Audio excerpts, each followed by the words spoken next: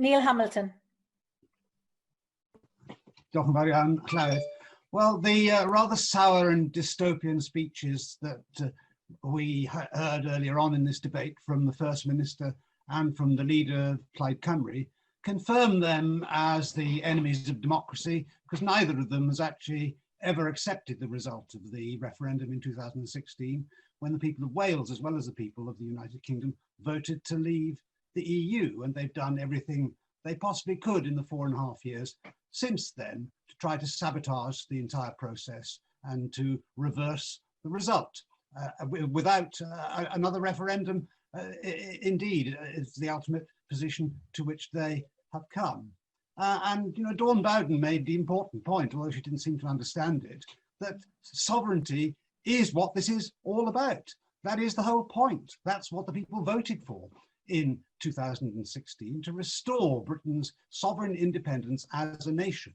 And here we have in the Welsh Parliament the rather bizarre position of a so-called nationalist party, the Welsh Nationalist Party, that doesn't actually believe in the political independence of Wales, because they would much rather see Wales governed from Brussels by people that we don't elect, can't dismiss, and for the most part can't even name.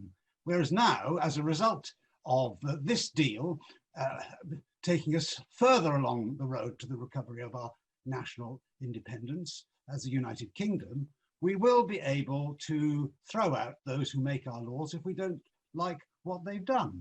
And that is, I think, the most fundamental question of all in a democracy. And whilst this deal is far from perfect, it is an important building block along the way to the achievement of that objective. I'm amazed at the faint-heartedness of those who oppose this whole process, as though somehow the British people are incapable of making a success of themselves in the world. It's true that it was a failure of national self-confidence that provided the background to our going into the European Economic Community nearly 50 years ago, because in those days, Britain was a byword for industrial strife and economic decline. And as the American Secretary of State, Dean Acheson, famously said, Britain has lost an empire and has yet failed to find a new role for itself. And I believe it's that attitude which has fundamentally undermined the whole generations through which I have grown up. Now we have the opportunity to make a new start, to put behind us the arguments that we've had over the last 50 years and strike out into the world, take advantage of the 85% of the global economy, which is not in the European Union. The European Union is a declining force in the world relative to the rest of it. 85% of the GDP of the world, as I've said, is not in Europe, and that proportion is going to increase in the years ahead. The great challenges are countries like India and China, and there are not just challenges there, but opportunities there as well. And now we'll be able to take advantage of them fully by entering into trade agreements, which we've been unable to do for the last 50 years, because that is something which the EU has done for us, for good or for ill. So this deal, as I've said, isn't perfect by any means. It is therefore unfinished business. There are good things in the deal, of course, taking us out of the palsied grip of the European Court of Justice, on the one hand, is of course quite unambiguously a restoration of legal sovereignty. There are clauses in the deal which we need to, I think, concern ourselves about. The proposals for non-regression and rebalancing, technical terms, which basically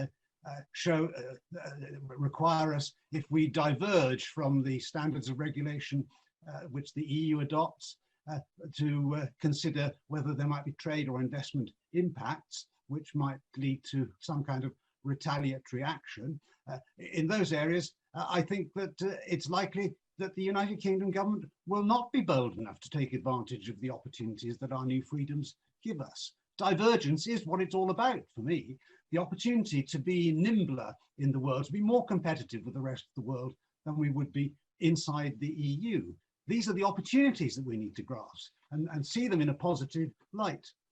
One of the major flaws in this deal, of course, is fishing, as has been pointed out by others in the debate. Fishing was sacrificed 50 years ago, British fishing was sacrificed 50 years ago because the EU, or the EEC as it then was, cobbled together the common fisheries policy in the last few weeks before we entered into the community, and we had no voice in that or part to play in the design of the system which has devastated the British fishing industry and our coastal communities in the half century since. At the moment, we're only allowed... You need to bring your comments to a conclusion now, Neil Hamilton, you're out of time. So 50 years ago, Edward Heath said that we would not join the EEC unless we had the full-hearted consent of both parliaments and peoples. There was never the consent of the British people. It was never sought. It didn't have the full-hearted consent of our parliament because the bill which took us in had a majority, only 8 in a thoroughly whipped vote 50 years ago. The 2016 referendum is a vote of the people. That vote must be respected, and we will leave the European Union as a sovereign state on the 1st of January.